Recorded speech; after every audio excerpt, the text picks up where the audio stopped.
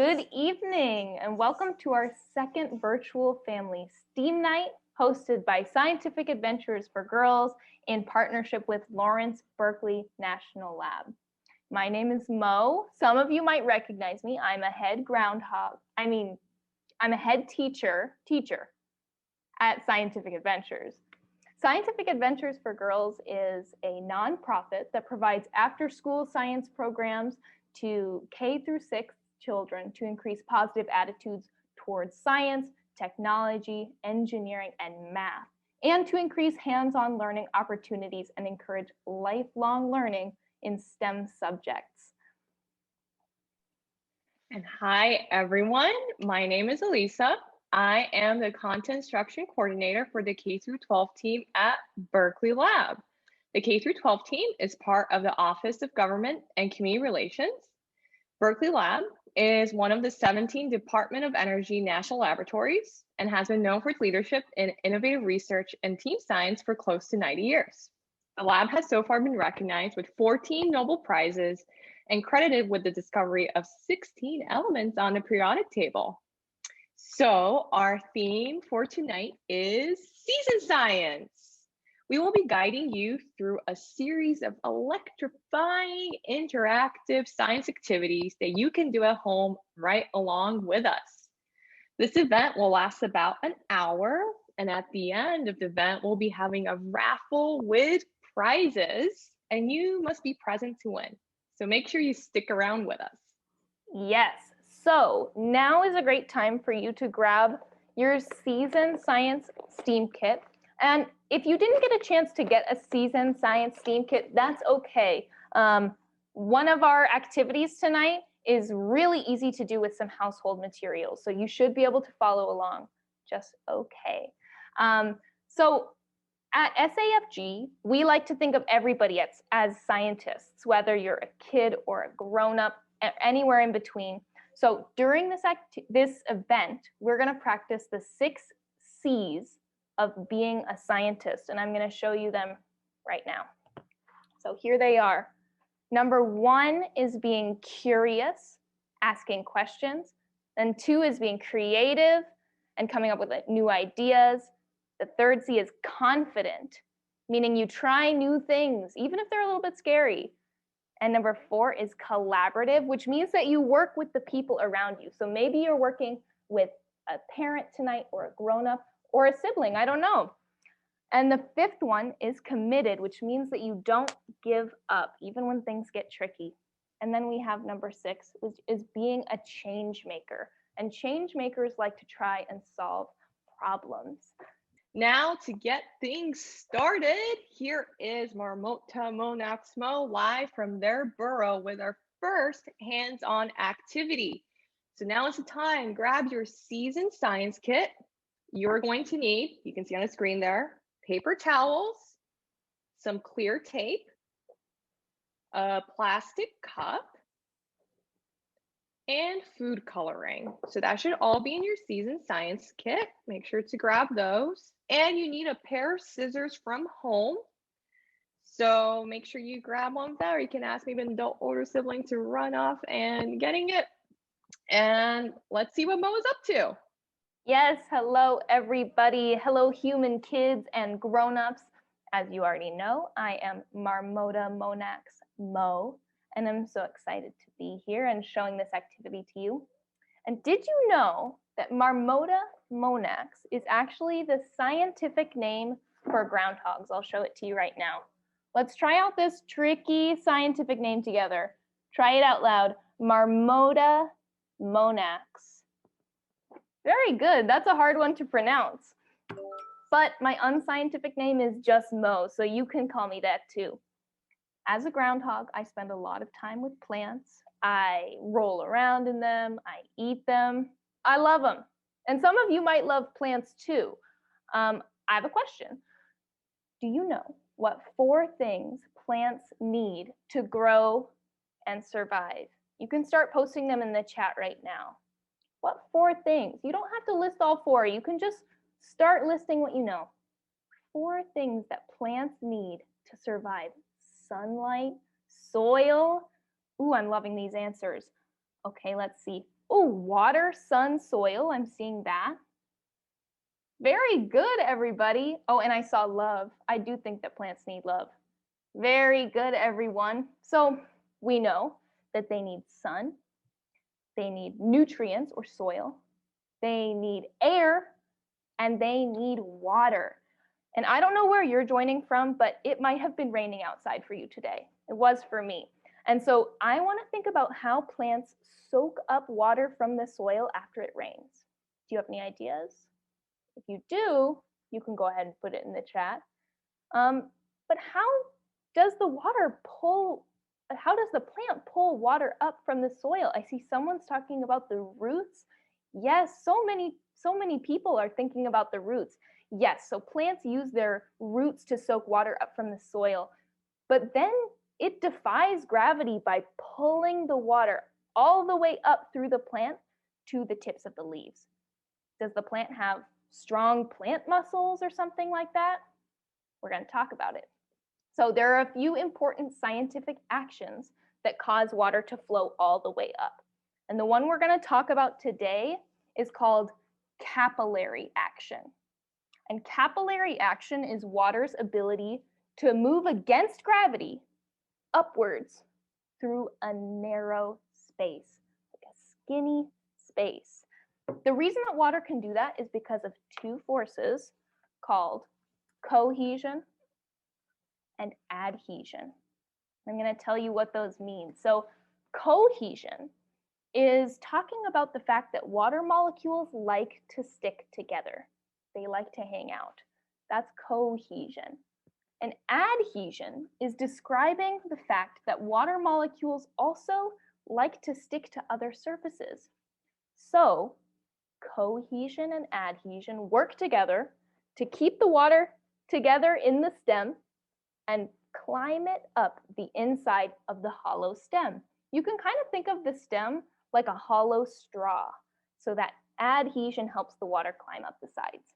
That's capillary action, and it's how plants stay hydrated, whether they're very tiny little flowers or enormous redwood trees. So get ready, because we're going to watch capillary action happen.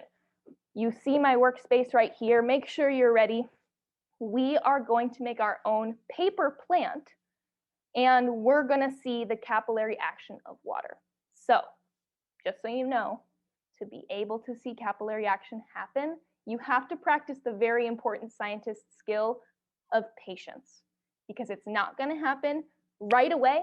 You're going to watch it over the next couple of days. All right, so let's go. You have a cup. My cup is made out of glass, but yours is plastic. And now is a great time to have a grown-up or maybe a sibling fill it with just about an inch of water, just a little bit of water. And while they do that, let's take our paper towels and get started. You have one double sheet of paper towels that looks like this. And go ahead and try to follow my folding, okay? So we're gonna start by folding this double sheet in half, just like this, like a book. Okay, easy, we got that. Then we're gonna fold it from the bottom up to the top to make a square shape. Fantastic, you wanna crease it with your finger, that's really helpful. Now, with our square like this, we are going to fold along the diagonal, and we are going to make a triangle shape. You bring the bottom edge over to the side. Check it out, I'll bring it even closer. That's what it looks like right now. Great.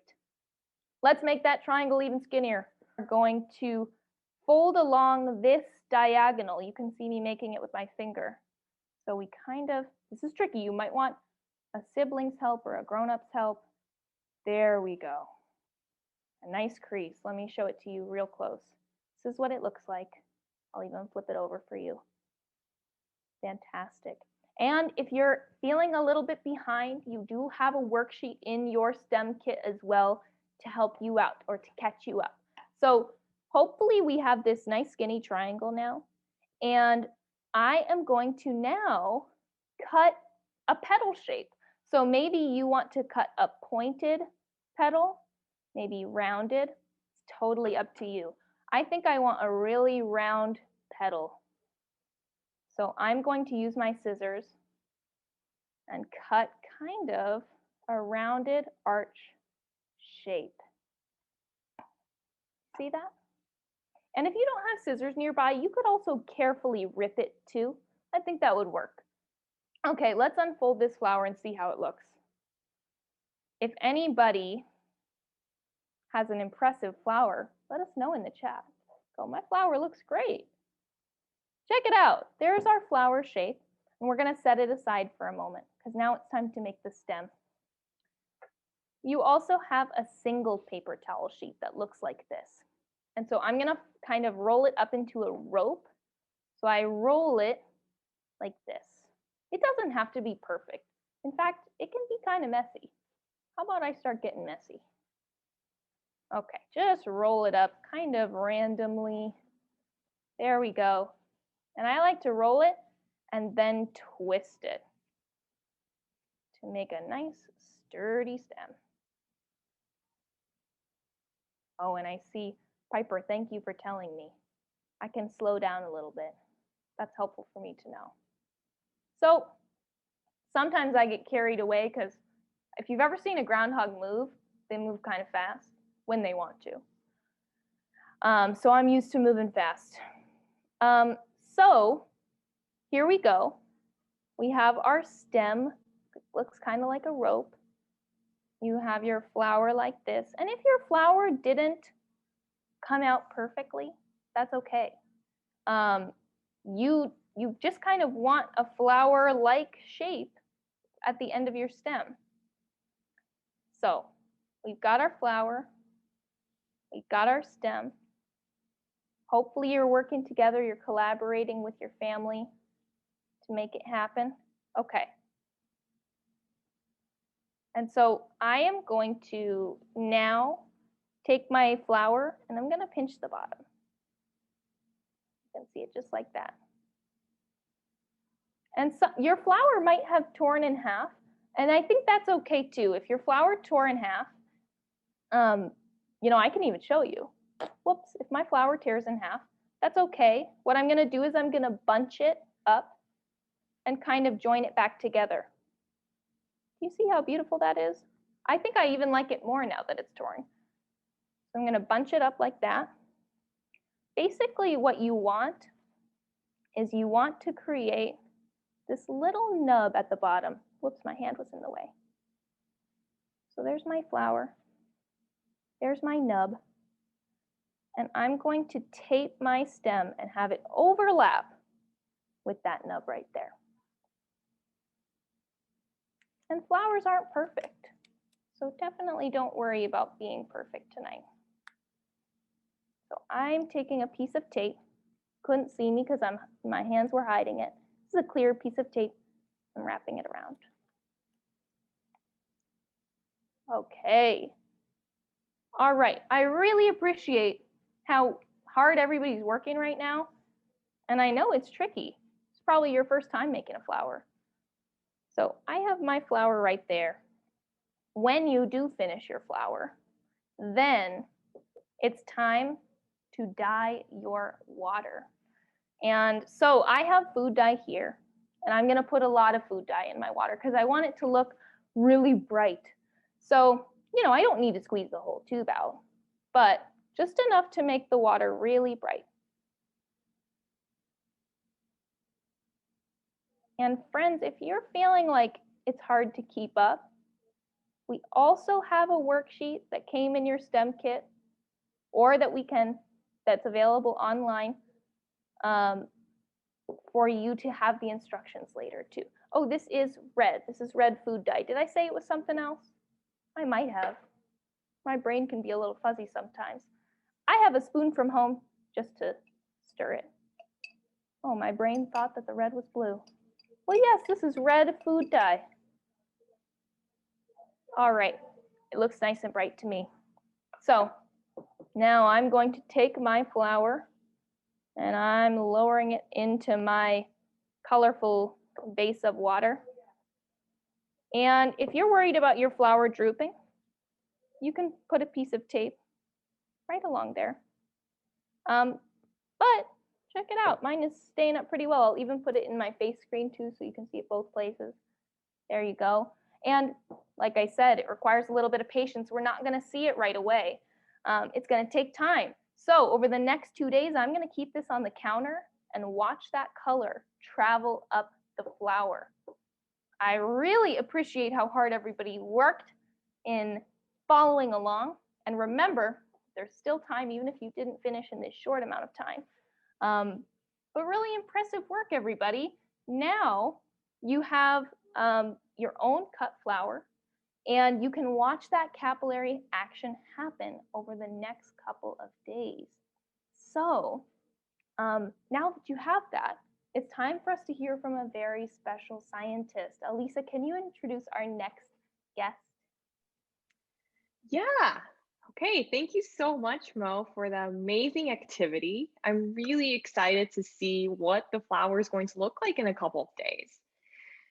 But now I would like to introduce you all to Colby from Berkeley Lab. He is a research scientist for the Earth and Environmental Sciences area, and he is going to show us how seasons affect plants.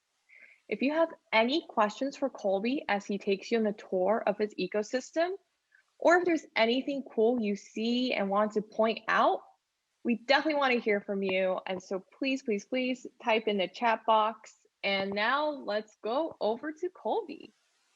Okay, so today I want to talk to you guys a little bit about photosynthesis and how it changes over the seasons. So let's get into this. Here in my garden is a passion fruit that my son Marcos is growing together with my daughter Agatha.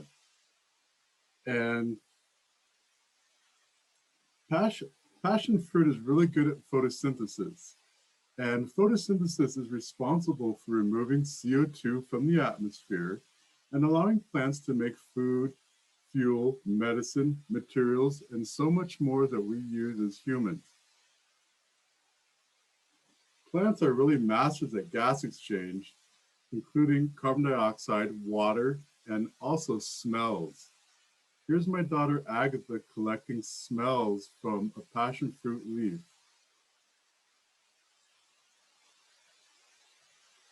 And the smells of the forest are really interesting, and sometimes every plant has a different smell.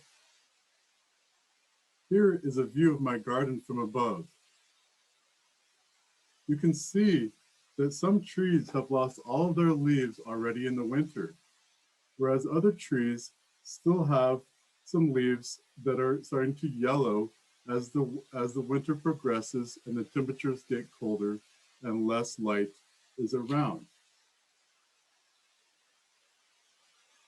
And here is my son Marcos walking around his passion fruit plant.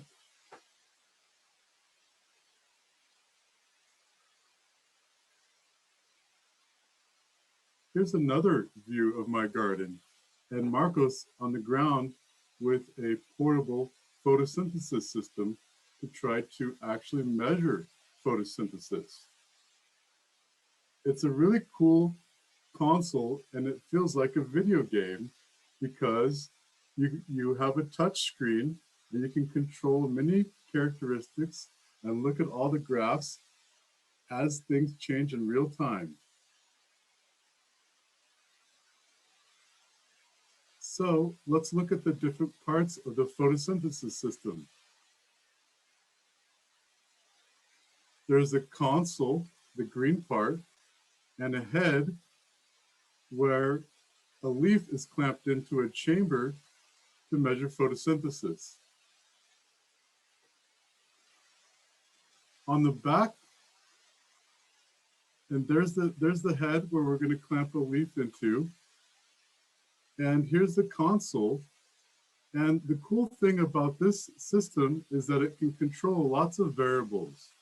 So on the back of the console, it's able to set the carbon dioxide and water concentrations exactly what you want to give to the leaf.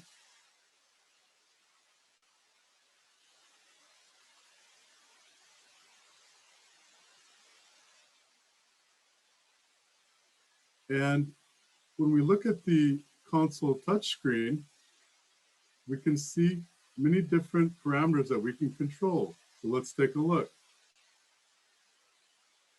Here we can control the flow rate of air that goes to the leaf, the water concentration that the leaf is going to experience, also the carbon dioxide, which is the food for the plant, the fan and the mixing of the air, and the temperature that the leaf is exposed to, and lastly, the light. And so let's do a breath test to test the sensitivity of the instrument. We know that Marcos has a lot of CO2 in his breath, and so he's going to open the chamber and blow into the chamber and take a look at the carbon dioxide screen. And you can immediately see the big green spike of CO2 that came from Marcos's breath. Okay, now if we put a leaf in the chamber, the leaf should do the exact opposite. It shouldn't release the CO2, it should eat the CO2 out of the air. So let's go ahead and put a leaf into the chamber. And you can see the pink light that the leaf will use for photosynthesis. It's a mixture of blue and red light.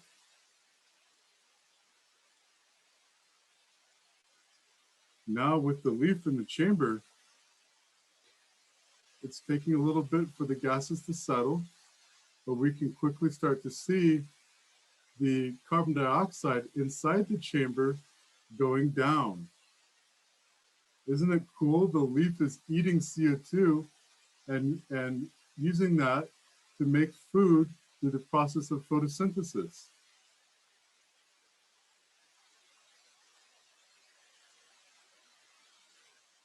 Now let's see what happens if we switch the light off. Because remember, the plant needs light for photosynthesis. So if we switch off the light, what do you think is going to happen to the carbon dioxide? It's coming back up. The plant can't eat the CO2 without light. And so in the dark, it's actually going to even be giving off carbon dioxide. And watch the green line, it's going to pass the purple line. There it goes. It's generating carbon dioxide in the dark, just like you do. And let's go back and switch the light on again.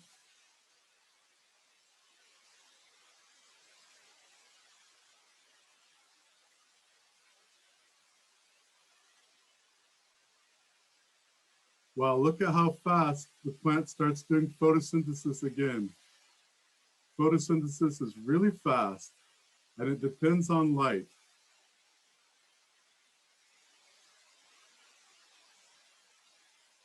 Now, let's go back to the yellowing passion fruit whose leaves were getting yellow because of the cold temperatures in the winter.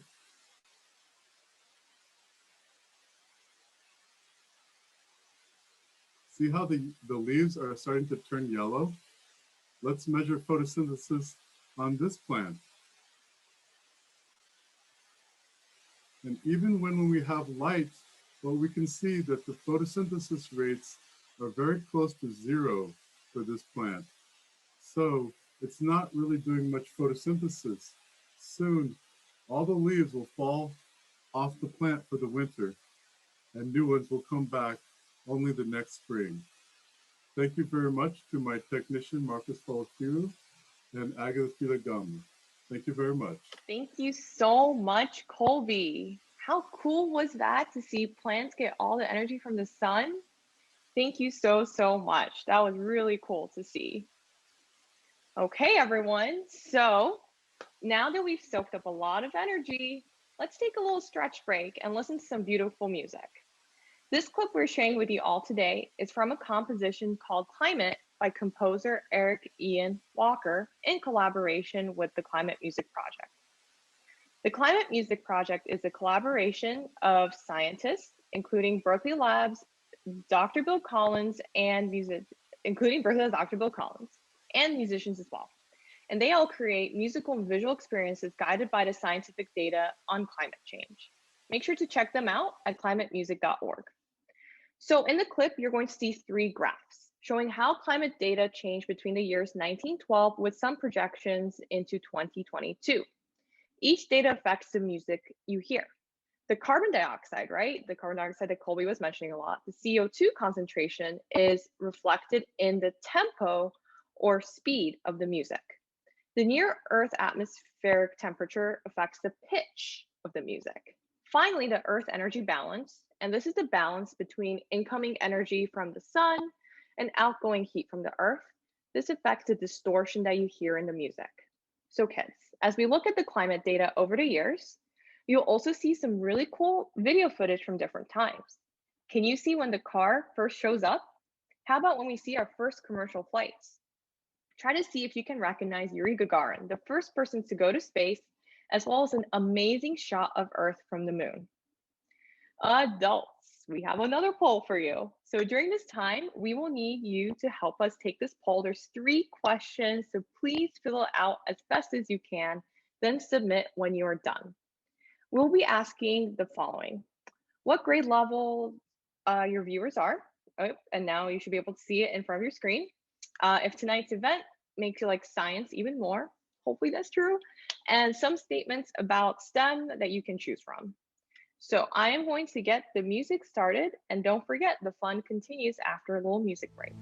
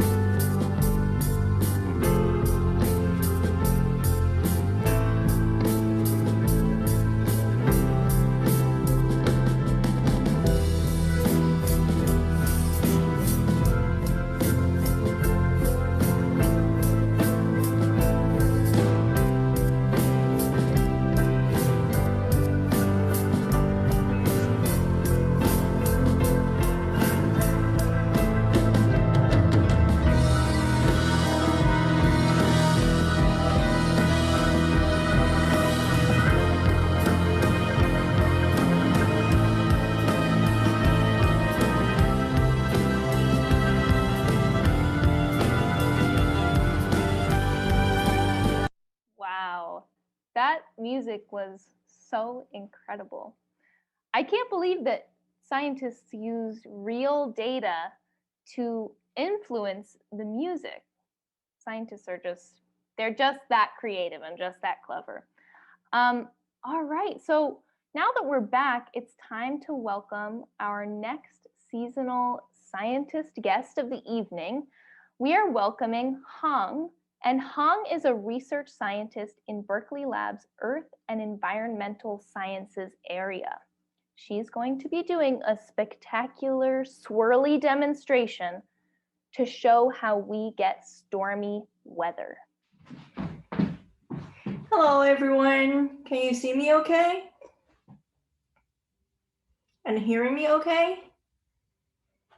Okay. So hello, everyone. My name is Han. It's my pleasure, and I'm pretty excited to be part of today's event. And what I'm going to do is to have a demonstration of how cold and warm front moves with the help of hot and cold water. So let me adjust my camera a little bit so that you can see things more clearly or have a better view. Okay. So I'm using things that you can find at home as well.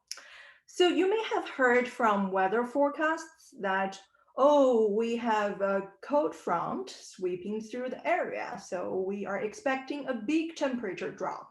Or something like, oh, we are expecting stormy weather because there is a warm front that's coming through our area. So what are cold and warm fronts? Basically, they are cold and warm air masses, so big chunks of air. And now we're gonna try to understand how they move.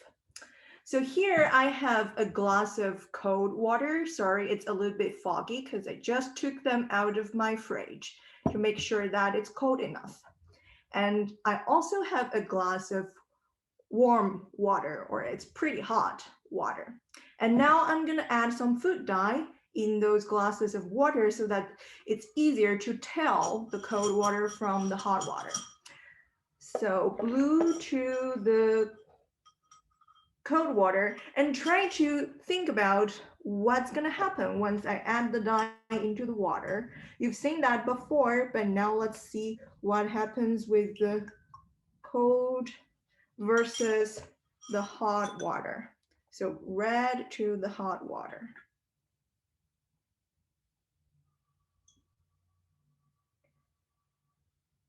So it's so much easier for the dye to be mixed with the hot water, right? Not so much a little bit down there with the cold water. And I have to use my spoon to steer a little bit to help with that process.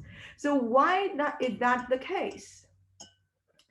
The reason is that even though we can not really see it, the water is composed or made up of a lot of tiny particles or small pieces. And we call each tiny part the molecule. And water molecules would move around. And now with the help of the dye, we can actually see that in action. So the water molecules and the dye, they clash into each other, and eventually the dye is well mixed in the water. And because the water is cold, so the water molecules like huddle together and they are less likely to move. So it's a little bit more difficult for the dye to be spread out. On the other hand, the warm water, it is very hot and the molecules are whizzing around with a lot of energy. So it's much easier for the dye to be mixed. So what I'm gonna do next is to add the cold and the warm water into a container that's divided by this cardboard. And what I want you to try to imagine is what happens once later I remove this cardboard. So now I'm gonna pour the water, the cold to the left and the red to the right. Hopefully the cardboard works. And okay, I did use some help of ortho wax. So I think they are pretty well divided at this point. So you see that on the right, it's hot and red water, and on the left, it is the blue cold water. Now I'm removing this divider. Okay.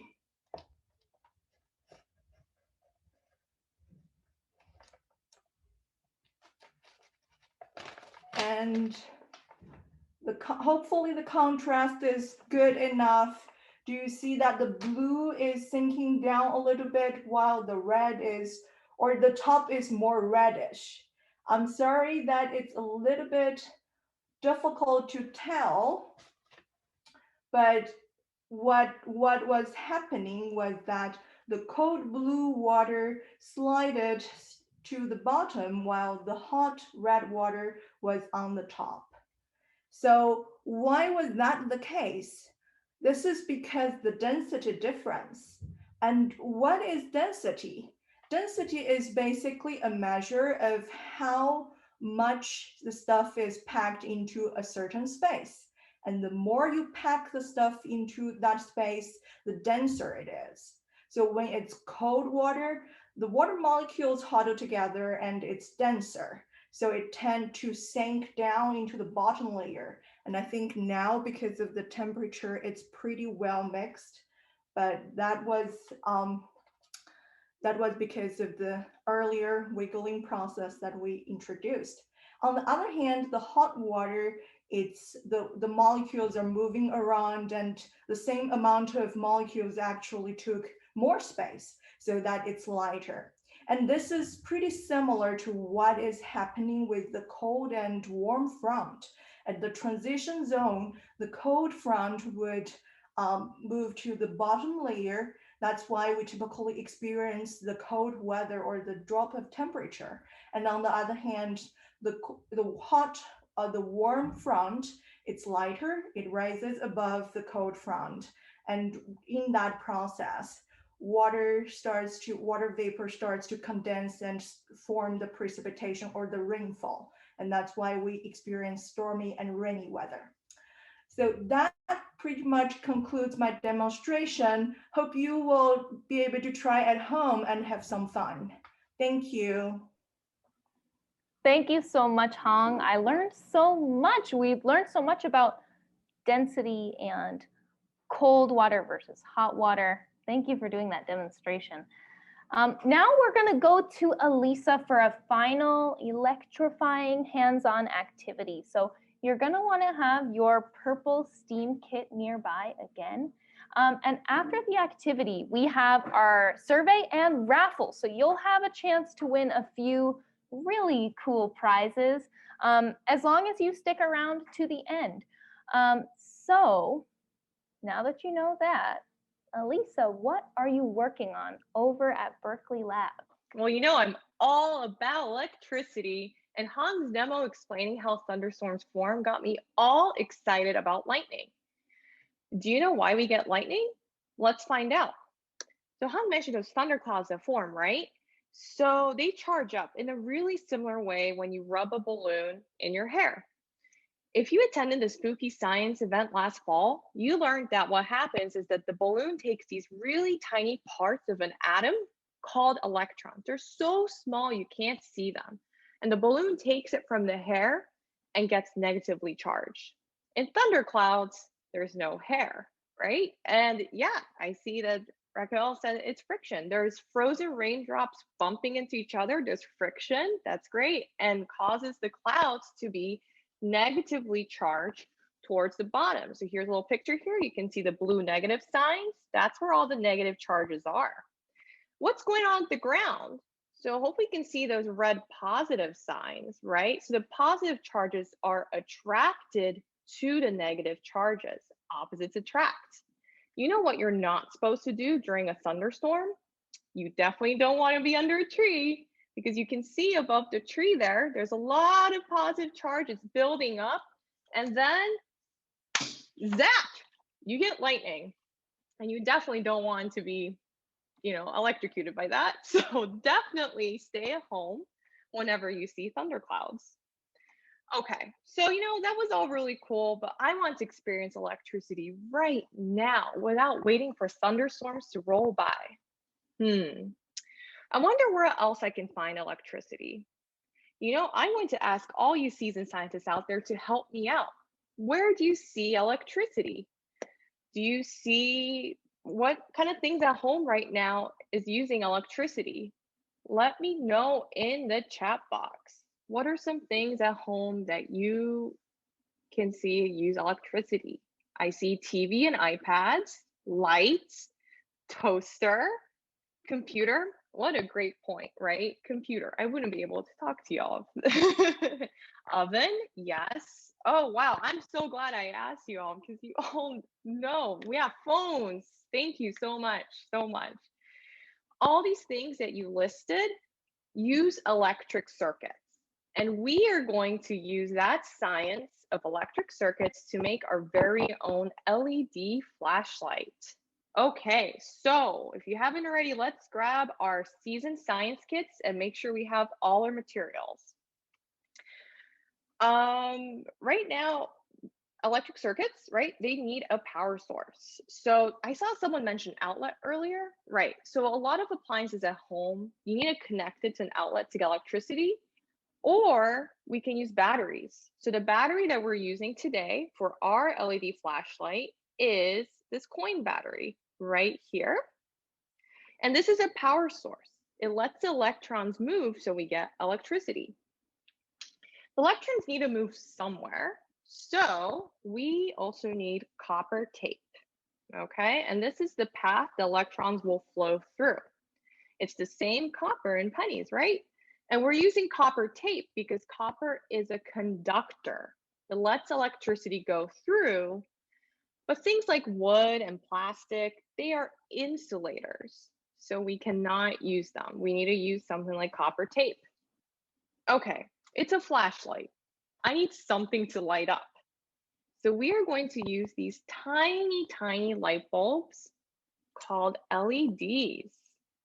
Now, these are pretty small, so in your STEAM kits, they might be hiding away somewhere in case you can't find yours. So make sure you can ask an adult or older sibling to help you out to try to find it. Okay, look really carefully for it. They're so small, I need to bring it so close to the camera. And perhaps you can see one of the legs is longer than the other. That's really important for later, so keep that in mind. You will also need a popsicle stick for the base and a binder clip as a switch. Oh, and don't forget your clear tape that we just used earlier with Mo's activity. Okay, so now I have everything. I'm going to show my workstation here and let's get building. So I'm gonna take my popsicle stick and my LED.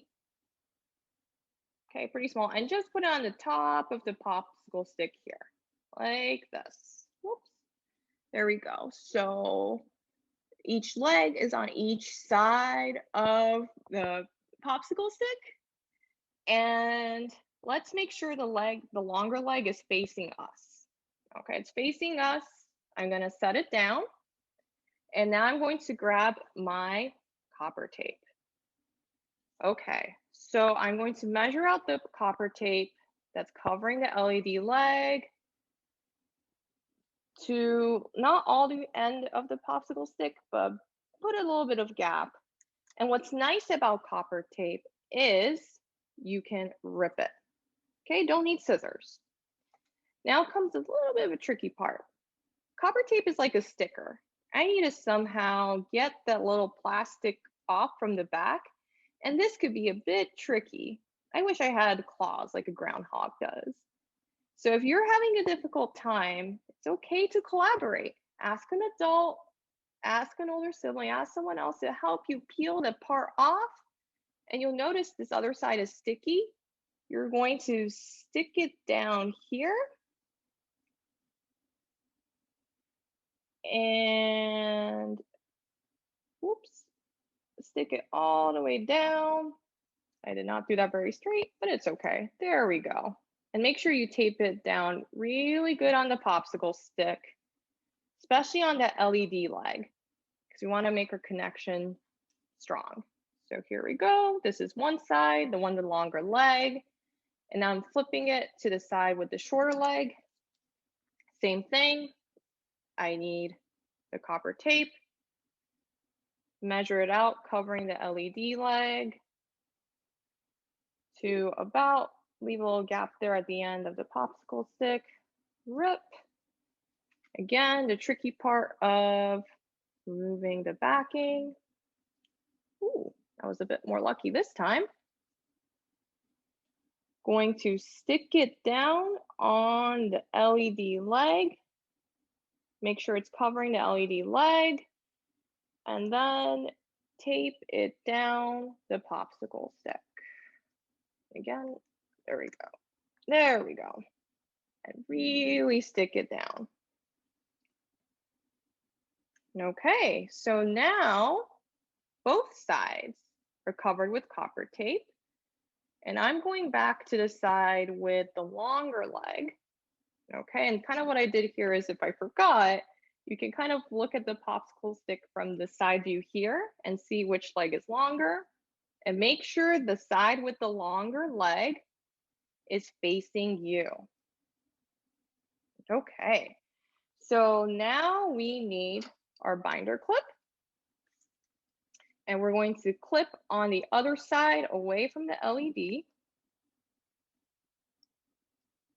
And I'm going to move the two prongs down. Okay, so binder clip is here. And now is the time for the battery. So let's take a look at our coin battery, right? So there's two sides. There's one side that has a plus sign on it. Okay, and the other side doesn't have anything. So let's take a look. There's the side with a plus sign. And I am going to make sure this plus sign is facing down when I put it between the binder clip and the copper tape. Okay, facing down, touching copper tape. And then when I put it down here, whoopsies, oh no, my LED's not lighting up. Wow. And so sometimes that happens, and what you want to do is, oh, there we go. Did everyone just see that? When that happens, you need to make sure all your connections are really strong. Okay, so right now I'm taping it down, right? And I need to make sure the battery is really sticking on. So kids, if you need an adult for some extra push, that's okay too.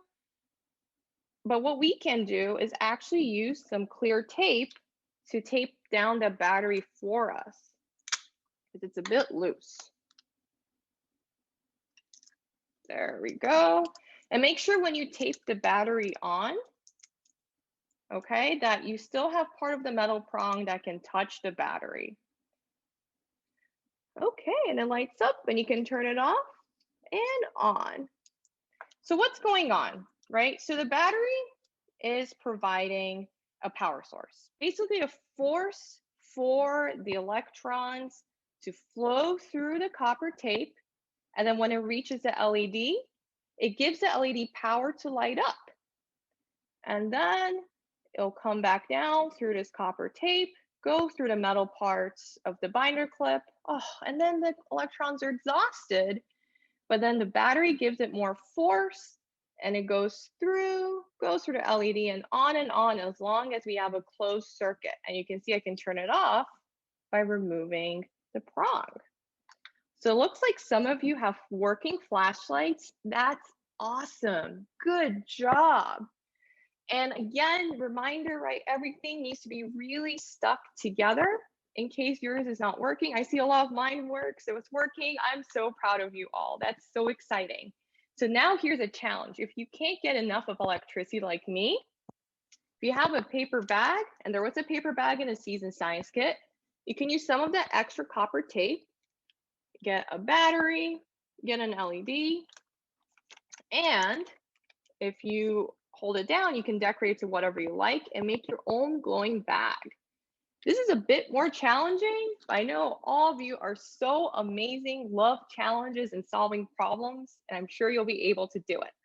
Our instructions for that will be available on Berkeley Labs and Scientific Adventures for Girls websites, so definitely check it out.